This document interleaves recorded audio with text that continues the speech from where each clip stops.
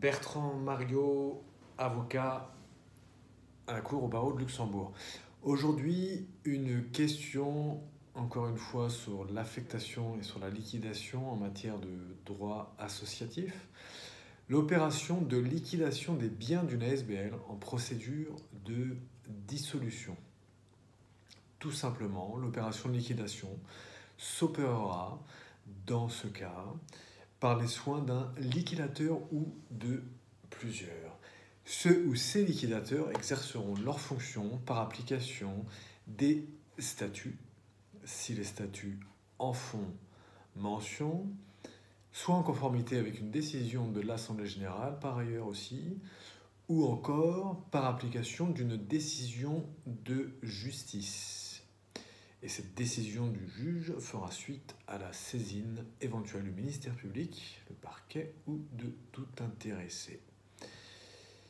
Voilà pour aujourd'hui l'opération de liquidation des biens d'une ASBL en procédure de dissolution. Bertrand Mario, avocat à la Cour, barreau de Luxembourg. Pour aller plus loin, reportons-nous à l'article 22 et en particulier à l'article 22 alinéa 2 de la loi 1928. Que dit cet article 22 alinéa 2? Même l'alinéa 1 aussi pour rappel. L'alinéa 1 de l'article 22, à défaut de disposition statutaire, la décision de l'Assemblée générale qui prononce la dissolution déterminera aussi l'affectation des biens et, à défaut, par l'Assemblée générale de statuer sur ce point, les liquidateurs donneront aux biens une affectation qui se rapprochera autant que possible de l'objet en vue duquel l'association a été créée.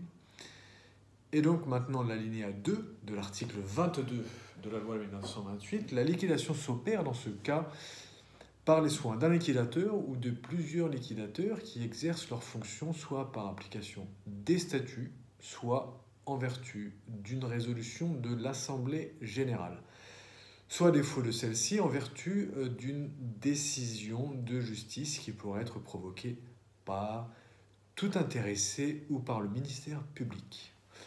Voilà pour les dispositions de l'article 22 de son alinéa, de l'alinéa 22, de l'alinéa 2, pardon, de l'article 22. Voilà pour aujourd'hui et à très bientôt. Vous pouvez retrouver tout cela donc, en espèce sur notre podcast numéro 35 et sur notre vidéo numéro 24 sur notre chaîne YouTube. N'hésitez pas à vous y inscrire, à vous y abonner à la chaîne YouTube. Voilà.